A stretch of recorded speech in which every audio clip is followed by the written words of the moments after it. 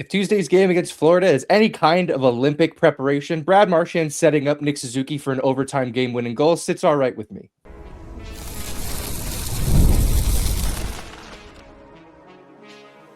You are Locked On Canadiens, your daily podcast on the Montreal Canadiens.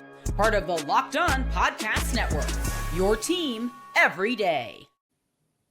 Hello, everyone, and welcome into another episode of Locked On Canadiens. Thank you for making us your first listen of the day, for subscribing wherever you get your podcast, doing that supports us here on the show and ensures you don't miss an episode, and for making Locked On the #1 sports podcast network. We do really love that here on the show. My name is Ian Boisvert, also known as @MaybeIt'sIan, and I'm joined as I always am by Laura Saba, also known as the Actor Stick. Laura, the calendar year 2025 is over for the Montreal Canadiens. They ended kind of on a bit of a tear. Points in 6 straight. They haven't had a regulation loss in 6 straight games. They've won 6 straight over the back-to-back defending Stanley Cup champions in the Florida Panthers. They have 1 regulation loss in their last 10 games. The Montreal Canadiens are quietly on a bit of a heater right now, and it comes on the back of another comeback in the state of Florida. How are we feeling after that one? Honestly, that was a really satisfying overtime win, I have to say. It just felt really good. I do think that overall the Canadiens were the better team. I know we're going to get into that. I just, it's a great way to end the year. They end the year on a high note. Yes, I'm hoping this show, we will also end our year on a high note. I believe this is our last show of the year.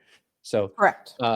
Thank you guys for tuning into 2025. We'll be back again, next year. I hate to be that guy. I always hate that. It's always like, I think it was the Carolina Hurricanes. Brendan Moore was saying that a player was out for the rest of the year, and everyone was like, "Do you mean the season, or do you mean 3 more days?" Like, there's a huge difference between those. But we'll start with that game in Florida, the incredible comeback. I want to turn to the net because Sam Montembeault has given us a glimpse that he can be that guy again, and we want to talk about, if this is not a false start, what's the plan for the net for the Montreal Canadiens? And then, of course, we'll do what we will do for the Canadiens, what everybody's doing for themselves. We'll craft some 2026 New Year's resolutions for the Montreal Canadiens. But let's start in Florida. Montreal goes down 2-0 with about 5 minutes to go. On a goal that, if we're being honest, I didn't really love it from Sam. The puck is on the boards by the faceoff dot, and he's already on his knees. That's kind of, you're just giving up the top of the net. But give the Canadiens credit, and especially give Suzuki and Caulfield credit. Caulfield gets the first goal, an incredible, I'm going through everybody and going to the net and scoring. And Nick Suzuki taking advantage of a great play from Demidov to find him in front, but also the goaltender, Tarasov, for the Florida Panthers, just kind of panicking with the puck behind his own net, which is never a great place for a goalie to panic with the puck. What are your thoughts on, I guess, the game as a whole, the totality of it, but specifically their drive and their comeback late in the third? I thought the Canadiens were just, they had, when you talk about they wanted it more, I hate that cliche so much, sure. But they played like they wanted it, right? Like sometimes we see that they play and it doesn't really show in the way that they're playing that they want to win the game, right? And I just felt like there was something about the way they all reacted. We were bummed or annoyed that they went down 2-0, but the Habs were just kind of like, all in a day, right? Yep. Yeah. And, it's sort of funny. I'm going back to last year when the Canadiens tied. It was a game at the Bell Center, but Nick Suzuki tied it in the dying seconds off of what I believe was also a misplay by the Florida Panthers. I believe it was Seth Jones who messed up, turning that into a tying goal. And then didn't Suzuki also win it in overtime? I'm pretty sure that happened. History is repeating itself on this one, which is for us kind of nice for a change. Usually when that's happening, maybe it's confirmation bias, but usually it's bad things happening when we're seeing hey, we saw this movie before. It's not a good one. Yeah, when I was preparing the short for this game, I thought about it. I was like, this is last year. This is post Four Nations Habs right there, with Montembeault playing well and Lane Hudson being a star, Cole Caulfield being a star. The only difference is they have Demidov in this one, right? No. Yeah. I do think that overall, though, the Montreal Canadiens were the better team. I felt that there were moments, and it could be, like a 2-minute stretch or whatever, where Florida looked ultra dominant versus the Canadiens. But overall, if you're taking that game as a whole, like Montreal was just simply the better team. Yeah, the one thing you can fault them on is that their power play struggled. Yes. It was another game where maybe they can get this done in regulation if their power play can chip in a single goal in regulation on the 3 opportunities that they had. But, can't give them too much flack because the power play is ultimately what won the game. Let's talk about Brad Marchand. He's celebrating his 1,000th point in this game. They gave him the gold stick, whatever. He scores the opening goal of the game in the third period. And then, what I found? What I found with that hit on Matheson is that Matheson is bent over. He's, making a play on the puck. He was engaged in a board battle with, I believe, Sam Reinhart. Marchand doesn't need to finish his check there. Finishing his check there does nothing. And instead of just like bumping a guy into the boards, he finishes with his elbow into his head. Like, this is just an example of why so many people have the belief, and the correct belief for what it's worth, that the Florida Panthers breed a mentality where they have zero respect for their opponent. That is a situation where Brad Marchand is looking to do nothing but take a player out of a hockey game. There's no benefit to the Panthers for him finishing that hit. Obviously, he actually got called for it. I found that to be just a really disgusting display from him, from a guy who, I'm not even going to say he should know better, because his whole career has been crafted around doing stuff like that. Everyone goes, that's Brad, he's a rat. And we all kind of like yuck it away. Like, that's a disgusting play from a dude who, quite honestly, acts like he doesn't get punched enough. Like, if honest about like what that's a guy who hasn't had to answer for any of the stuff he's ever done in his career. Yeah. One day that's going to end. Some upstart dude is going to jump into this league and put an end to that in a way that I don't think people are truly ready for. Some guy is going to get his fantasy camp call up from the American Hockey League and do something despicable to Brad Marchand, and we're all going to have to feign, I can't believe this happened. It's sort of like what happened with the Islanders and the Blue Jackets the other night, where Mason Marchment sticks his knee out for the second time in the game on rookie sensation Matthew Schaefer, and everyone's supposed to be shocked and appalled that Matt Barzal had enough and two-handed him in the leg. I was like, man, I hope Matt Barzal's stick is okay. That's all. I don't care. Like, you start targeting guys, I'm over it. Yeah. All of that to say, though, thank you, Brad. I hope you enjoyed your night as you're celebrating your 1,000th point and watched the game-winning goal go in with you in the penalty box. You complete dork. That's all. That's all I had with that. Thank you for letting me wind that one up. I mean, Brad Marchand is always going to be Brad Marchand. There's nothing really we can do about it. It just makes me sick that not even 2 months, next month, pretty much, we're gonna have to start cheering for him for 2 weeks. Oh yeah. That's the thing about these international tournaments, is we all kind of have to hold our nose, right? Yeah. Like Mitch Marner, I'll speak for former host of this show, Scott Matla, having to root for both Tkachuk brothers, right? Like, it's not, no one escapes this. This all sucks, right? Like, nobody enjoys doing this. Thankfully, like, Marchand's kind of the only one that I'm like vehemently opposed to cheering for. Marner's like, whatever. He's never been harmful in any respect. It's easier now that he's not a Leaf, but like, I also hate the Vegas Golden Knights. So for sure. Nick Suzuki, though, he ends up winning this. I thought that the power play in overtime, the first wave of it, they were trying to pass the puck into the back of the net. Yeah. And even on their game-winning goal, they tried to pass it into the back of the net. That play from Hudson was despicable. Like, just the full one-time slap shot pass right onto Suzuki's tape, who had time to basically do a dance with it in the blue paint before tucking it in. Like, I found a lot of frustration with the way the Canadiens were handling their power play, especially in overtime. And then Lane Hudson does that, and you go, these guys know what they're doing. They're fine. I do want to say, though, in the earlier power plays, I do felt that they were a little bit too pass heavy. For sure. It's definitely something that we've identified in the past. It's something that they do need to work on. But ultimately, I felt that, unlike in Tampa, in this game, the team that deserved the 2 points got the 2 points. Yes. Yep. And look, the Canadiens walk into Florida, and yes, this road trip isn't over, but always this Florida back-to-back has always been difficult for the Canadiens.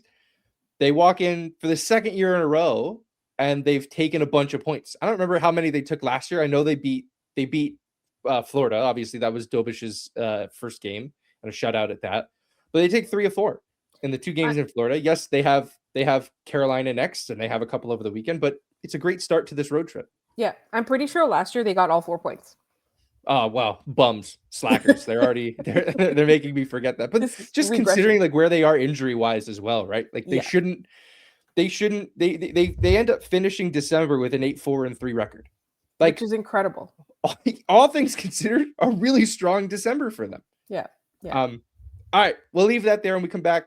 We're looking at the goaltending again. Sam Montembeault comes back. He looks great in his return, but we have to figure out what that exactly means for the Canadiens as they move forward, and we'll get into that in just a minute here on Locked On Canadiens. Fridays already feel different during basketball season, and FanDuel is making them even better. Every Friday night before games tip off, FanDuel gives fans a new way to kick off the weekend with NBA Happy Hour.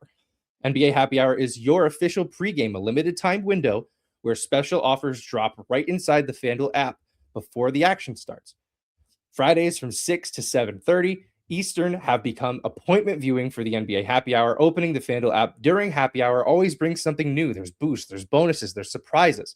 It's easy to check weekly special before tip-off and make a move before the window closes. The timing is perfect. It's right before the games start, right before the weekend starts. It adds a little extra energy for Friday night basketball without overthinking it. So before tip-off, check out the FanDuel app and see what's dropping during NBA Happy Hour every Friday from 6 to 7:30 p.m. Eastern. A little basketball, a little action, and a whole lot of Friday energy. That's NBA Happy Hour only on FanDuel, the official sportsbook partner of the NBA.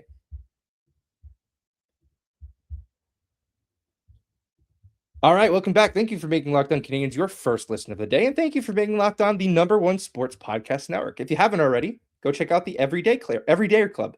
You'll get access to an ad-free audio feed for Locked On Canadiens, compatible with Apple Podcasts, Spotify, and every other major podcast app. An invite to the Discord members, members only Locked On Everydayer Discord server is included, which includes a group chat just for listeners of this show. I'm Discord literate, so come hang out with me there. Go to lockedoncanadiens.supercast.com or check the link in the show notes to learn more. All right, Laura, Sam Montembeault steps back into net. Everybody was very nervous.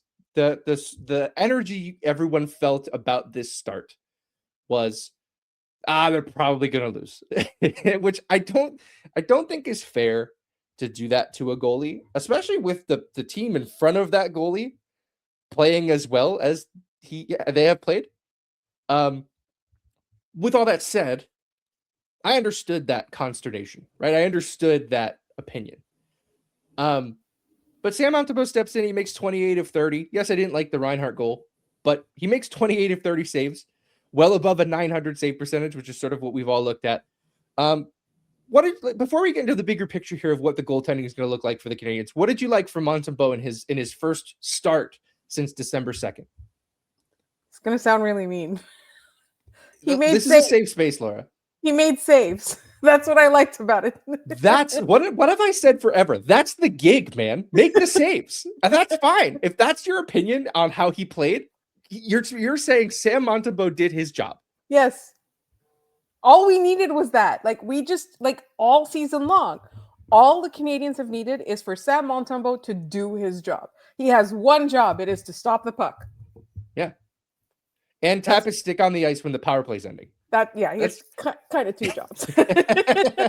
One of them is a little bit more high stakes than the other one. A little bit. I felt the same way. I didn't think he had to make any flashy saves. I thought, there was a lot, especially as the game went on, there was a lot more that happened right in front of him, which is frankly not what I'm worried about with Montembeault, right? Like, I'm not worried about the pucks that are bouncing around in front of him, and there's guys battling for it in front of him. He's usually okay on those. It's the ones from deep. And the Marchand goal, I don't really give him a ton of flack for that one. It was a wrist shot. Yes. It was from deep. Yes. But it was through like 3 layers of a screen, right? Like, I don't have any issues with that puck going in. Would you like a save? Yeah, sure. I'd like to win the lottery. It doesn't mean I expect it to happen. The Reinhart one is the one I didn't love. Sorry. What's that? Can I just say on that Marchand goal? Yeah, go for it. Like a week and a half ago-ish, so the Monday episode of last week, I had Dylan Waugh on, and he was talking a little bit about how goalies, like the way it works is they're supposed to kind of read the play. Right. And for me, like, it happened too fast through too many people. And he can't read that. Like I don't fault any goalie for letting that in. Like, I know we're like really tough on Sam right now, but that was like, when I saw that, I was like, there's like, I can't fault him at all on that one, because it happened too quickly in an area where he has no vision.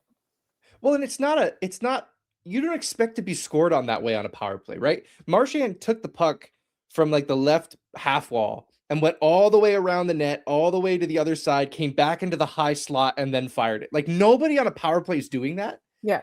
So I almost wonder how much of Montembeault's read is set up on the circumstance of, this is a power play. I'm expecting a lot of east-west movement. I'm not expecting someone to take the puck for a full lap around the ice and then take a wrist shot. So I'm completely with you. That one, I'm like, whatever. The Reinhart one, I don't love, but ultimately it doesn't burn them in any way, shape, or form in this one. Getting to the larger picture here, though, I think the challenge with Montembeault right now is I need to see another one. And I might need to see a third one before I'm like, okay, we can send Fowler back to the American Hockey League. He can rock out with Laval.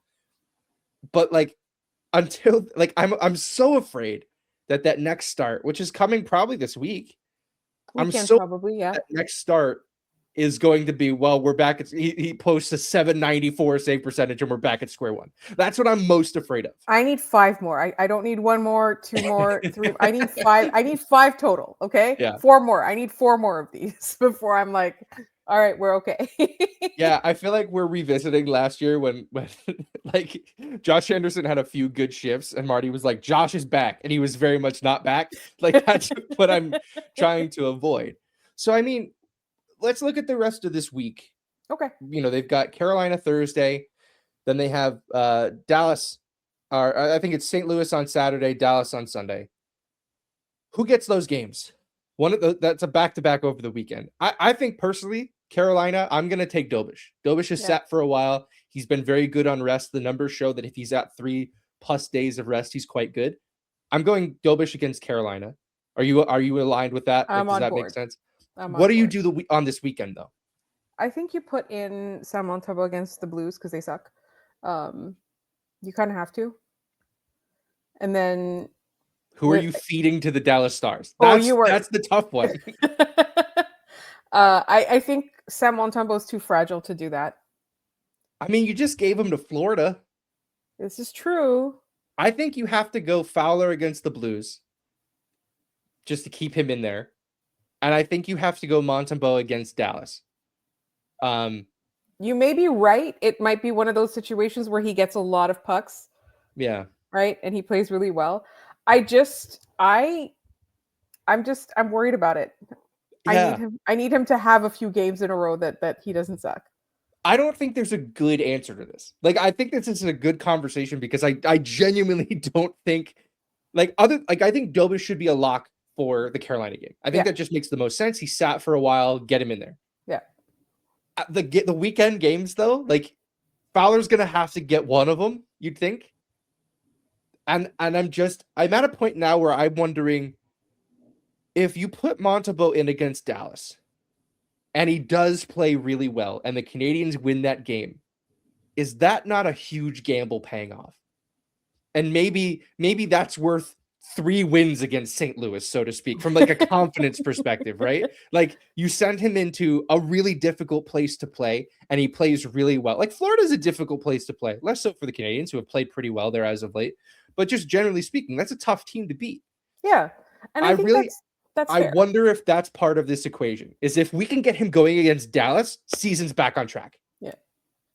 I get that. But I also think, like, if they think about this where it's like, well, Dallas is a loss for sure. Why not throw in Jacob Fowler in there? Not to feed him to the Sharks, but to... They're not playing the Sharks. They're playing the Stars. I knew you were going to say that as soon as I said that. Bad joke. And so to give him an opportunity to really play against a really good NHL team and get that experience. Like, I feel like you look at it and you go, like, we're going to lose that game anyway. Like, let's give Jacob Fowler, and then you send him to the AHL and then you destroy his life. No, I feel like, if the Canadiens were still in a rebuild mode, or if they were still earlier in their rebuild, I think they're still in their rebuild at one point in their rebuild. If they were still in like early rebuild mode, like I would definitely throw Jacob Fowler in there because he needs to learn. Like these are the teams that the Canadiens are going to have to beat 3-4 years from now to win the cup. Right? Yeah. Yeah. I'm going to lock in a prediction here, and it might be different from what I was just saying. Dobish gets the game on Thursday against Carolina. I am giving Sam Montembeault the St. Louis game, and then I'm throwing Dobish back in there against Dallas. I think that's what I'm going with. As much as I think it would be a fun gamble to put Montembeault in there, because if he does win it, the rewards could be really big. I think maybe they just don't even mess with it. They just go, you know what, Dobish, we'll give it to you. Dobish is the middle ground of those two things, right? Like not wanting to put a kid in there and having him get shellacked in Dallas, and also not wanting to tank Montembeault's confidence any further than it has been. Yeah. Like Dobish is right there. This is true. Okay. We'll see what they do. Well, thank you for the goaltending therapy session. I think that was helpful. Let us know in the comments what you guys think. Have we got this backwards? What's your mentality or philosophy for starting which goaltenders where? All right, let's leave that there. When we come back, 2025 is done. We will move to 2026, and we'll talk about some New Year's resolutions for your Montreal Canadiens. We'll get into that in just a minute here on Locked On Canadiens.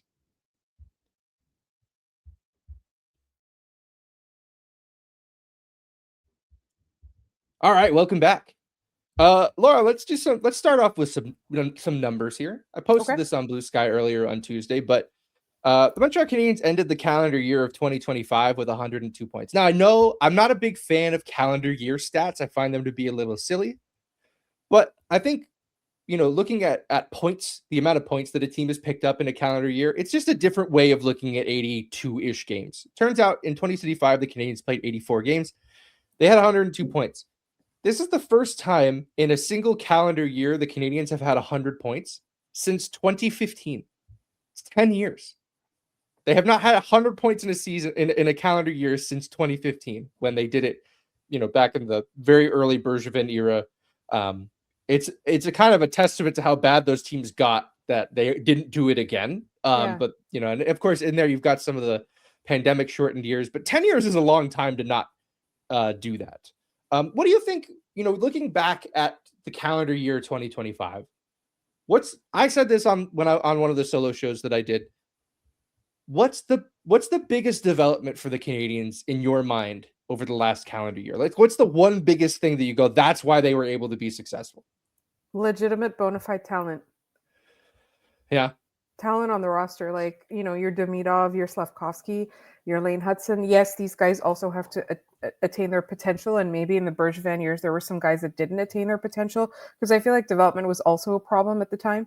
It wasn't just drafting, it was development, it was management, it was asset management overall. Sure. But I think that like the existence of talent on this team, true talent, not flash in the pan, not somebody we thought was great just because they were there, is the difference maker in my mind. That's personally for me. Like, I'm looking at guys like Lane Hudson, Cole Caulfield, Ivan Demidov, like, Nick Suzuki. I'm looking at these guys and like, they're going to be on the top X of the NHL lists for years to come. Yeah. Right. And it's possible that Jacob Fowler attains that as well, 5-6 years from now. I'm not saying tomorrow. Right. So I think the presence of legitimate talent on this team, and I think it's important that the supporting talent is also pretty good. Your Caden Gooley, your, Noah Dobson hasn't been that long, but Mike Matheson, like those guys, I think that that's really important as well. Your Jake Evans, like your supporting talent, they aren't the stars of the show, but they're the backbone of the talent that we have, right? Yeah, I think the supporting talent aspect of that is huge, because for so long in Montreal, the supporting talent was forced to be the star talent. Yes. And Max Pacioretty should not have been the leading goal scorer on the Canadiens, right? 35 goals should not have been the guy that leads your team in goals. They should have had other options. They should have had a bona fide money in the bag 40 goal scorer. A lot of the top teams in the league have those guys. But now, they have like Cole Caulfield, who is on pace for about 40 this year. But like they've also got Yuri Slafkovsky, who's decided I'm going to shoot the puck and score. Slafkovsky was my biggest development of 2025, just because, in all honesty, the rebuild hinged on him. Because you don't get a lot of chances at a number 1 overall pick. In fact, this Canadiens core won't have another one. So like you have to nail it. And there were a lot of question marks about whether or not they made the right choice. And it's so painfully obvious now that they nailed that pick. Yeah. And kudos to the Canadiens for sticking their necks out there and doing that in their own building in front of their own fans, seeing what the player that they all wanted. And they said, nope, we're getting the guy we think is going to be the best. Credit on the development staff for nurturing Slav and the coaching staff for making him into the player he is. But also, like, you just got to give it to the guy, to Yuri Slafkovsky, for deciding. And I think the term I used was he decided to be that dude. Yes. And like, that is so important for this Canadiens team. And it gives me proof of concept that this rebuild can work, that the way they've done this can be successful. So for me, the biggest part of 2025 was watching Yuri Slafkovsky turn into that dude. Really important for this team moving forward. Let's look forward at 2026. In the next calendar year, maybe not a resolution so much, but like, what's one thing you would like to see this team take to the next level? What's something that they don't do particularly well now, or just it's an area of development for them that you'd like them to look at as a resolution? I want to do X better. I think for me, the biggest thing is that I feel that of late, and I know the injuries have a lot to do with it, I feel that of late they aren't necessarily a tough team to play against. And I really want them to be a team that nobody wants to play. That's what I want. And whether that is grinding them into the boards, which is not my favorite way to be tough to play against. It's more puck possession and taking the puck away from you, not giving you a chance at it, like being really strong with the puck. I think that's the biggest thing for me, is that I know there's the power play. They got to figure that out. They got to figure a whole bunch of stuff out. They got to figure out what's going on when Kirby Dach comes back. I really like that they put Texier on the top line now. I feel like they finally listened to you. You've been saying this for 6 weeks now. You've been saying that since they got Texier.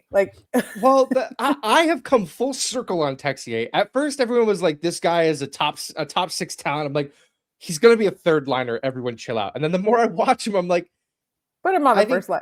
Yeah, I think production wise, he tops out as like a middle 6, definitely a third line player. But role wise, he fits really well with what Suzuki and Caulfield are trying to do. So I love Eden Crow, especially when a player ends up being way better than I expected them to be, because then I get to be happy and wrong. That's great. Yeah. So yeah, I completely agree with you there. I do think that's an area that they're going to need to figure out. Yeah. And so for me, just overall, I want them to just be really annoying to play against. I feel like they don't have that. They've gotten a lot better at the killer instinct over the last, I would say, since last April. They've gotten a lot better at that aspect. I just feel like you have to be the kind of team that nobody wants to play. And for, to a certain extent, that's Florida for other teams in the league, right? You do have your Dallas, you do have your Colorado Avalanche, you do have those kind of guys. And I just think that overall it should be like, oh, we have to play the Habs. It's going to be such a tough game. Yeah. That's what I want in 2026. Yeah, mine is very similar to that, in that, I think a lot to start the season, I wasn't completely sure what this team's identity was. And I think they're starting to develop it. I think they're a team that's going to forecheck well. I think they're a team that's going to use their speed effectively. And I think they're a team who feels like they can pass through anything, that they can move the puck out of trouble all the time. The puck movement on the power play is so good when they're able to do it. I think the challenge with that being part of your identity is you got to rip the thing too. Yeah. So I think that's an aspect that they need to focus on. And the other one is their killer instinct. Something you and I have talked about on this show for a long time, and we're starting to see it a little bit more. We saw it at the end of that Florida game. They come back and they tie it, and then they win it. We saw it in the Tampa game where they come back by a bunch and they tie it and they get a point in the shootout. Saw it against in the Boston game, where they're not down by a bunch, but they go into the third tied and they get power play opportunities and they bury them. Yeah. I want to see this team develop that aspect a little bit more and become a team where you cannot make those mistakes against, right? there are so many times this year and over the last few years with this Canadiens team where you could take penalties against them late because it wasn't going to burn you, right? You could turn the puck over because they weren't going to burn you. That's something that you just like the stars on this team need to develop. And I think they're all getting there, which is really exciting. They need to keep the focus on that. Yes. Any last thoughts about 2026 as we head into the new year? I really want them to make the playoffs. I really want them to go at least a round. And I won't be disappointed either way. Like, I know that this is a long process and the rebuild is long and they've had some really key injuries this year. I just really want playoff hockey in Montreal. Yeah, no, I'm super excited. I think, 2026 was a great year, or 2025 was a great year for this team, right? I mean, just they made it back to the playoffs. The run last year, the run they're on now, for what it's worth, like they're making us believe, and rightfully so, that this can work. So, lots of great stuff there. One thing, this team, yeah, Mike Matheson needs a new stick manufacturer. Yeah, yes, he didn't break any in this game, I don't think. So. We'll put the board back up to days without Mike Matheson breaking a stick to 1. Yeah, but unfortunately, he might have broken his head. Yeah, I don't know. We'll have to see. You guys might know already what's going on there, but didn't look great. Marchand will probably get the maximum allowable fine or nothing. It really depends how George is feeling on any given day. All right, we'll leave that there. Hey, trivia's back. Let's do our trivia question and then head out of here. As I was watching this game, the Calder point race keeps popping up. And right now, I think the front runners are pretty obviously Beckett Seneca out in Anaheim, Matthew Schaefer, who's having an incredible season with the New York Islanders, and Ivan Demidov in Montreal. And right now, all of them are currently in a playoff spot. And it's quite likely at the end of the year, we see all 3 of those guys in playoff spots. When was the last time all 3 Calder finalists made the playoffs in the year they were finalists for the Calder Trophy? So when was the last time this happened in the National Hockey League where all 3 guys that are nominated, or finalists rather, for the Calder Trophy end up making the playoffs as well? If you have the answer, put in the comments down with this video. Let us know how smart you are, and we will give you a shout out on the next episode of the show. That's going to do it for us today and this year on Locked On Canadiens. Make sure you subscribe and follow the show everywhere you get your podcasts so you get all the latest episodes. You can find us on social media, Locked On Canadiens at Locked On Canadiens, Blue Sky, Instagram, and TikTok primarily. LockedOnCanadiens@gmail.com for our email. You can send us your mailbag questions. We're doing a mailbag this Friday, so send in your questions and we'll get to them for Friday's episode. If you're somehow still behind on your holiday gifts or someone keeps asking you what you want, make it easy. Ask for the Everyday Club ad-free episodes of this show, exclusive Discord server access, and more. Subscriptions can be gifted through LockedOnCanadiens.supercast.com. For those of you on video, we send you to the first ever 24/7 National Locked On Podcast Network YouTube channel. On audio, make sure your second listen is NHL Game Night on Locked On NHL. From all of us here at Locked On Canadiens and the Locked On Podcast Network, we want to wish you a safe and happy new year. Do not drink and drive. It's a big holiday for this sort of thing. Please be safe out there. You can find me at Maybe It's Ian. You can find Laura at The Echo Stick. Thanks so much for tuning in. Enjoy the new year. We will see you guys when we're back.